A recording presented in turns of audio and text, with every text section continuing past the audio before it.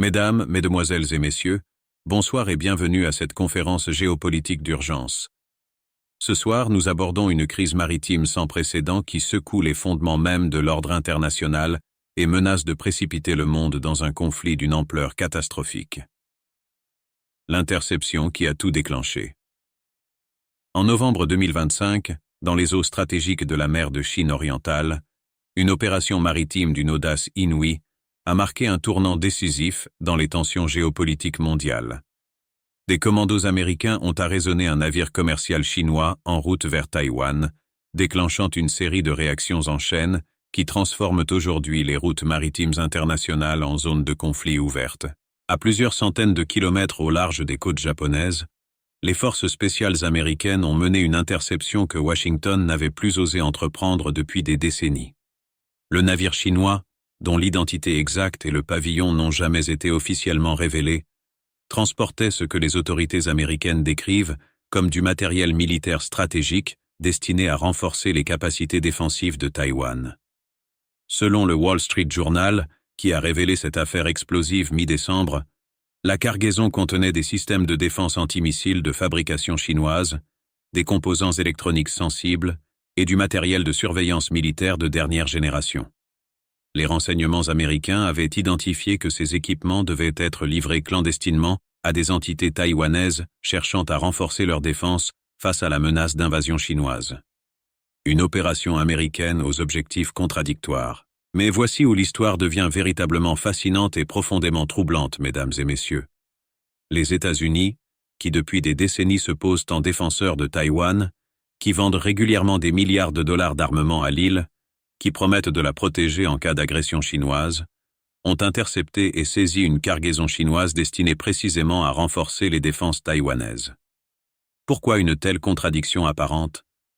Parce que Washington refuse catégoriquement que Taïwan obtienne certains types d'armements sophistiqués de fabrication chinoise, même si ces équipements pourraient théoriquement servir à défendre l'île contre une invasion de Pékin. La logique américaine repose sur plusieurs piliers stratégiques. Premièrement, Washington craint que ces équipements chinois ne contiennent des portes dérobées électroniques permettant à Pékin de neutraliser ou de prendre le contrôle des systèmes de défense taïwanais au moment critique d'une invasion. Imaginez la situation. Taïwan déploie des batteries de missiles antimissiles chinois pour se défendre et au moment de l'attaque, Pékin active un code secret qui désactive tous ces systèmes. Ce serait une catastrophe absolue. Deuxièmement, les États-Unis veulent maintenir leur monopole sur l'approvisionnement militaire de Taïwan. Chaque système d'armes vendu à Taipei représente des milliards de dollars pour l'industrie de défense américaine, mais surtout, cela crée une dépendance stratégique de Taïwan vis-à-vis de Washington. Si Taïwan peut s'équiper auprès de sources alternatives, même chinoises, l'influence américaine sur l'île diminue. Troisièmement, et c'est peut-être le plus important, cette interception envoie un message direct à Pékin. Même les tentatives de la Chine de créer un canal d'approvisionnement secret avec Taïwan seront bloquées par la puissance maritime américaine. C'est une démonstration de contrôle absolu des États-Unis sur les routes maritimes de la région. La cargaison saisie et ses implications. La cargaison interceptée a été minutieusement examinée par les experts du Pentagone avant d'être transférée sur des navires militaires américains. Selon des sources bien informées, elle contenait notamment des systèmes radars de détection précoce, capables d'identifier les missiles balistiques chinois dès leur lancement, des brouilleurs électroniques sophistiqués conçus pour perturber les communications militaires chinoises et des drones de surveillance maritime de longue portée. Le navire chinois, après avoir été arraisonné et dépouillé de sa précieuse cargaison, a été autorisé à poursuivre sa route vers un port chinois, mais sans son chargement stratégique. Les marins chinois à bord, interrogés pendant plusieurs heures, ont affirmé transporter du matériel commercial à double usage, mais les documents découverts à bord révélaient clairement la nature militaire de la livraison. Cette opération s'inscrit dans une campagne plus large du Pentagone visant à contrôler totalement les flux d'armement dans le détroit de Taïwan. Elle marque la première fois en plusieurs décennies que l'armée américaine intercepte directement une cargaison chinoise dans ses eaux hautement contestées. Le commandement américain pour l'Indo-Pacifique, qui a orchestré l'opération, a refusé tout commentaire officiel, mais des responsables militaires, s'exprimant sous couvert d'anonymat, ont confirmé que plusieurs opérations similaires sont planifiées. La réaction chinoise. Entre fureur et calcul stratégique. 2 jours à peine après la révélation publique de cette saisie américaine, la Chine a riposté avec une violence verbale rarement vue dans la diplomatie moderne. Le porte-parole du ministère chinois des Affaires étrangères a qualifié l'interception d'actes de piraterie en haute mer, de violation flagrante du droit international maritime et de agression caractérisée contre la souveraineté chinoise. Pékin a convoqué l'ambassadeur américain en Chine pour une protestation formelle d'une rare intensité. Le gouvernement chinois a exigé la restitution immédiate de la cargaison saisie, des excuses publiques de Washington et la garantie que de telles actions ne se reproduiront jamais. Mais au-delà des protestations diplomatiques, la Chine a lancé une série de contre-mesures concrètes qui démontrent sa détermination à ne pas se laisser intimider. Dans la nuit du 13 au 14 décembre, les autorités maritimes chinoises ont annoncé l'arraisonnement de 3 navires de commerce américains dans les eaux internationales proches de la mer de Chine méridionale. Selon l'agence de presse officielle chinoise, ces navires transportaient du matériel électronique sensible et avaient désactivé leur système de localisation automatique, une violation des règlements maritimes internationaux. Les équipages, composés de marins américains, philippins et japonais, ont été retenus pour interrogatoire. Officiellement, Pékin présente ces arraisonnements comme des opérations de routine contre la contrebande et les violations des règlements maritimes. Mais le timing ne laisse aucun doute. Il s'agit de représailles directes contre l'action américaine. L'escalade dans le détroit de Taïwan. Mais c'est dans le détroit de Taïwan lui-même que la situation a véritablement basculé vers une escalade extrêmement dangereuse. Le 10 décembre, les États-Unis ont intercepté et saisi un second navire chinois, cette fois en plein milieu du détroit, dans des eaux que Pékin considère comme relevant de sa zone économique exclusive. Ce cargo de 280 mètres, battant pavillon panaméen mais appartenant à une société écran chinoise, transportait selon Washington entre 500 et 800 tonnes de matériel militaire destiné à Taïwan. La valeur estimée de cette cargaison se situerait entre 200 et 300 millions de dollars, ce qui en fait l'une des plus importantes saisies d'armement en mer depuis la fin de la guerre froide. Washington affirme que ce navire entretenait des liens directs avec l'armée populaire de libération chinoise et que la livraison faisait partie d'un programme secret visant à créer un canal d'approvisionnement militaire clandestin entre la Chine et Taïwan, contournant les circuits officiels contrôlés par les États-Unis. Le secrétaire à la Défense américain a déclaré lors d'une conférence de presse que cette saisie illustre les efforts de Washington pour maintenir le contrôle absolu sur l'équilibre militaire dans le détroit de Taïwan. Il a ajouté que les États-Unis ne permettront à aucune puissance, y compris la Chine, de modifier unilatéralement le statu quo militaire dans la région.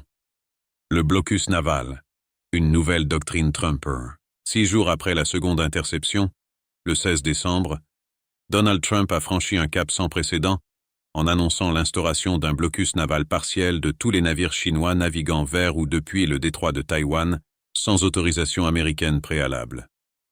Sur son réseau Truth Social, le président américain a justifié cette mesure extraordinaire en accusant le régime de Xi Jinping d'utiliser ces livraisons clandestines pour déstabiliser l'équilibre des forces dans le détroit, menacer la sécurité de nos alliés et préparer une invasion de Taïwan qui plongerait le monde dans une guerre catastrophique. Cette décision marque un tournant historique dans la politique américaine en Asie-Pacifique. Jamais depuis la crise du détroit de Taïwan de 1996, Washington n'avait osé imposer un contrôle aussi direct et aussi agressif de la navigation maritime chinoise dans la région. Taïwan, pris entre deux feux, a réagi avec une prudence extrême. Le gouvernement de Taipei a officiellement remercié les États-Unis pour leur engagement envers la sécurité de l'île, mais des sources gouvernementales taïwanaises, s'exprimant sous couvert d'anonymat, ont exprimé leur profonde inquiétude face à cette escalade qui pourrait précipiter exactement ce que tous cherchent à éviter. Une guerre ouverte dans le détroit. Le déploiement militaire américain, une armada sans précédent. Pour faire respecter ce blocus naval, Washington a déployé une force militaire d'une ampleur considérable dans la région du détroit de Taïwan et de la mer de Chine orientale. Donald Trump a évoqué la plus grande concentration de puissance navale américaine déployée en Asie depuis la guerre du Vietnam, avec environ 25 000 marins et aviateurs, plus de 200 avions de combat et une flotte de navires de guerre impressionnante. L'USS Ronald Reagan et l'USS Carl Vinson, deux porte-avions nucléaires géants transportant chacun plus de 80 avions de combat sur leur pont, croisent en permanence dans les eaux au sud du Japon et à l'est de Taïwan. L'USS America, un navire d'assaut amphibie de dernière génération capable de transporter avions à décollage vertical, hélicoptères d'attaque et 1800 Marines, a été positionné stratégiquement dans la mer des Philippines.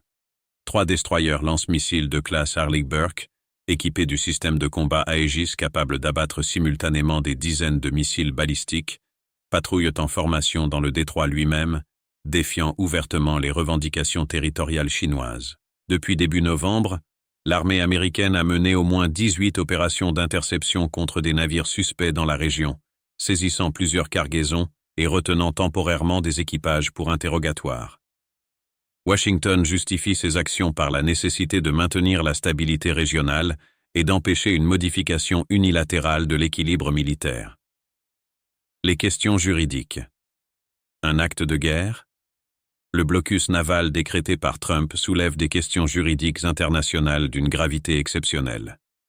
Plusieurs membres du Congrès américain, tant démocrates que républicains, ont exprimé leurs sérieuses réserves sur ce qu'ils considèrent comme un acte de guerre non autorisé par le pouvoir législatif. Le représentant Adam Smith, membre influent de la Commission des Forces armées de la Chambre, a déclaré que imposer un blocus naval constitue, selon toutes les définitions du droit international, un acte de guerre qui requiert l'autorisation explicite du Congrès américain. Une résolution bipartisane a été soumise pour contraindre le président à mettre fin à ces opérations ou à obtenir une autorisation formelle.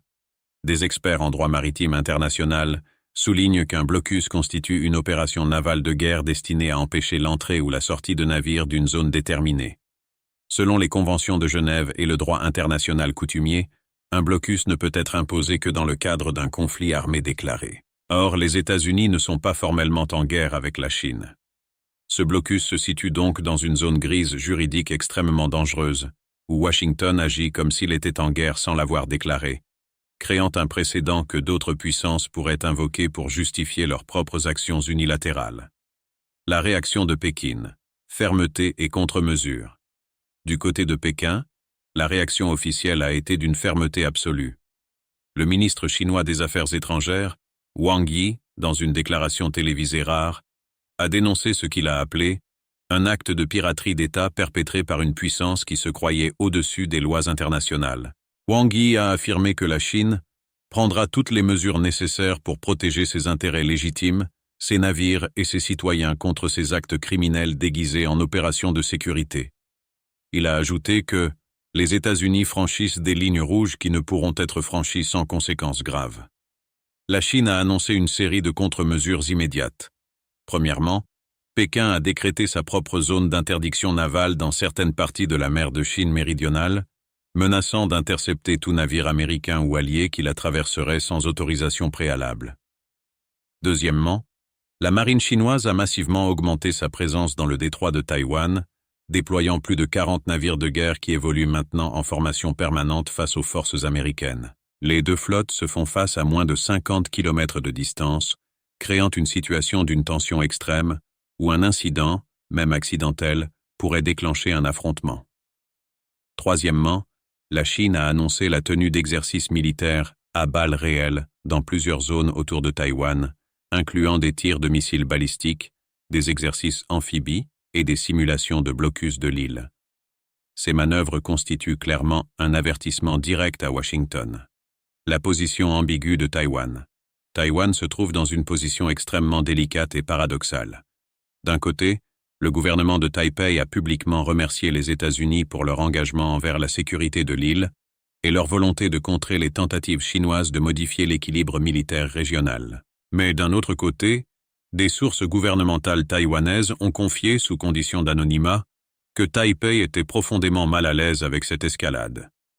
Certains responsables taïwanais auraient même secrètement recherché ces équipements chinois interceptés, estimant que diversifier leurs sources d'approvisionnement militaire réduirait leur dépendance exclusive vis-à-vis de Washington. Un ancien officier supérieur de l'armée taïwanaise, s'exprimant publiquement pour la première fois, a déclaré « Nous sommes reconnaissants du soutien américain, Mais nous devons aussi reconnaître que nous sommes pris en otage dans un jeu géopolitique qui nous dépasse. Les États-Unis veulent nous protéger, mais seulement selon leurs propres conditions et avec leurs propres armes. Cette déclaration révèle une tension croissante dans les relations américano-taïwanaises. Taïwan veut être défendu, mais pas au prix de perdre toute autonomie stratégique et de devenir un simple pion dans l'affrontement sino-américain. Le président taïwanais, lors d'un discours soigneusement calibré, a appelé à la retenue de toutes les parties et a réaffirmé que Taïwan ne souhaite ni être un champ de bataille, ni un prétexte à une guerre qui dévasterait toute la région. Les alliés asiatiques face à un dilemme. Le Japon, la Corée du Sud, les Philippines et l'Australie, principaux alliés américains dans la région, se trouvent également dans une position extrêmement inconfortable. Le Premier ministre japonais a exprimé son soutien au principe de liberté de navigation, mais a soigneusement évité de soutenir explicitement le blocus américain. Le Japon, dont le territoire est le plus proche du détroit de Taïwan, et qui héberge des dizaines de milliers de militaires américains sur ses bases, craint par-dessus tout d'être entraîné dans un conflit dont il ne veut pas. Tokyo a clairement indiqué que ces bases ne pourraient être utilisées pour des opérations offensives contre la Chine sans l'accord du gouvernement japonais. La Corée du Sud a adopté une position encore plus prudente, rappelant sa dépendance économique vis-à-vis de la Chine, son principal partenaire commercial. Séoul a appelé au dialogue et à des solutions diplomatiques, un langage diplomatique signifiant clairement son refus d'être impliqué dans cette escalade. Les Philippines, sous un gouvernement plus proche de Washington que par le passé, ont autorisé l'utilisation de leurs bases militaires par les forces américaines, mais ont également insisté sur le fait que Manille ne souhaitait pas voir se déclencher une guerre dans sa région immédiate. L'Australie, membre de l'alliance AUKUS avec les États-Unis et le Royaume-Uni, a exprimé un soutien plus ferme à Washington, mais même Canberra a appelé à éviter une escalade incontrôlée. Les conséquences économiques mondiales. Cette crise maritime a des répercussions économiques mondiales immédiates et potentiellement catastrophiques. Le détroit de Taïwan est l'une des voies maritimes les plus importantes du monde, par laquelle transitent annuellement des milliers de milliards de dollars de marchandises. Les compagnies maritimes internationales ont commencé à détourner leurs navires de cette route, préférant des itinéraires plus longs mais plus sûrs, ce qui augmente considérablement les coûts de transport et les délais de livraison. Les primes d'assurance pour les navires traversant la région ont explosé, dans certains cas quintuplant en quelques semaines. Les marchés financiers mondiaux ont réagi avec nervosité. Les indices boursiers asiatiques ont connu leur pire semaine depuis la crise financière de 2008. Le prix du pétrole a bondi de 15% en raison des craintes de perturbations majeures des approvisionnements énergétiques. Mais c'est dans le secteur des semi-conducteurs que l'impact est le plus dramatique. Taïwan produit plus de 60% des semi-conducteurs mondiaux et plus de 90% des puces les plus avancées. Toute interruption de cette production aurait des conséquences dévastatrices pour l'économie numérique mondiale. Les fabricants d'électronique, d'automobiles et d'équipements industriels du monde entier ont commencé à constituer des stocks d'urgence de puces électroniques, craignant une pénurie imminente. Cette ruée a créé une flambée des prix et des tensions sur les chaînes d'approvisionnement déjà fragiles. L'appel international à la désescalade. Face à cette crise qui menace de dégénérer, la communauté internationale multiplie les appels à la retenue et au dialogue. Le secrétaire général des Nations Unies, Antonio Guterres, a convoqué une session d'urgence du Conseil de sécurité, appelant toutes les parties à faire preuve de la plus grande retenue et à privilégier les voies diplomatiques. Mais le Conseil de sécurité est paralysé par les vétos croisés. La Chine a opposé son veto à une résolution appelant au retrait des forces navales chinoises du détroit. Les États-Unis ont opposé leur veto à une résolution condamnant le blocus naval américain. Le résultat est une paralysie totale de l'instance censée maintenir la paix et la sécurité internationale. L'Union européenne a adopté une déclaration appelant au respect du droit international maritime, sans explicitement condamner aucune des parties, illustrant les divisions internes entre États membres ayant des positions différentes sur la question taïwanaise. Le président brésilien Lula a mis en garde contre une catastrophe mondiale si la situation devait dégénérer en conflit armé. L'Inde, tout en maintenant une position officiellement neutre, a renforcé sa marine dans l'océan Indien, craignant que le conflit ne s'étende.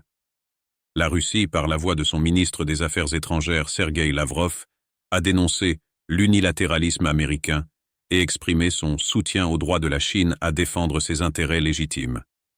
Moscou a même annoncé des exercices navals conjoints avec la Chine dans le Pacifique occidental, ajoutant une dimension supplémentaire à cette crise déjà explosive.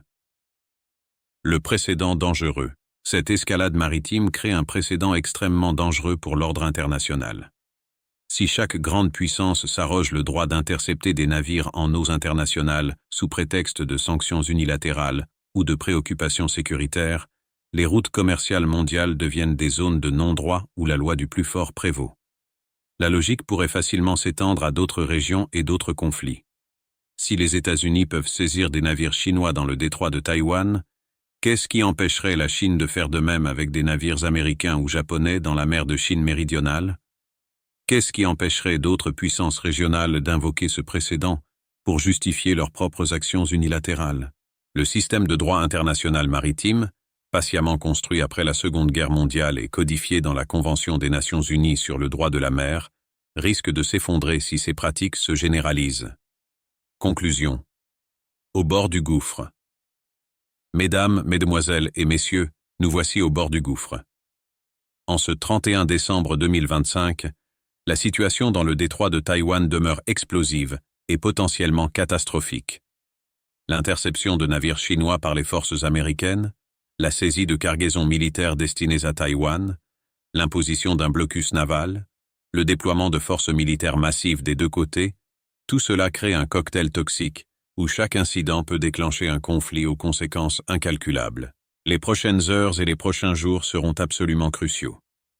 Chaque décision prise à Washington, à Pékin, à Taipei peut faire la différence entre une désescalade diplomatique salvatrice et un conflit qui pourrait impliquer les deux plus grandes puissances militaires mondiales, toutes deux dotées de l'arme nucléaire. L'histoire nous enseigne que les guerres majeures commencent souvent par des incidents maritimes mal gérés, des malentendus, des provocations qui échappent au contrôle de leurs initiateurs. La question n'est plus de savoir si cette situation peut dégénérer, mais comment et quand la communauté internationale parviendra à imposer la raison avant qu'il ne soit trop tard. Nous continuerons à suivre cette crise de très près, minute par minute si nécessaire, pour vous tenir informés de tous les développements. Restez vigilants, restez connectés, et surtout, partagez ces informations cruciales autour de vous. Le monde doit comprendre la gravité de ce moment historique. Je vous remercie de votre attention et vous dis à très bientôt pour de nouvelles analyses sur cette crise qui pourrait redéfinir notre monde. N'oubliez pas notre devise. Oser, c'est déjà gagné. Mais en ces temps périlleux, la sagesse et la retenue sont tout aussi importantes que l'audace. Bonne fin d'année à tous, et prions pour que 2026 n'apporte pas la guerre que personne ne souhaite, mais que tous semblent préparer.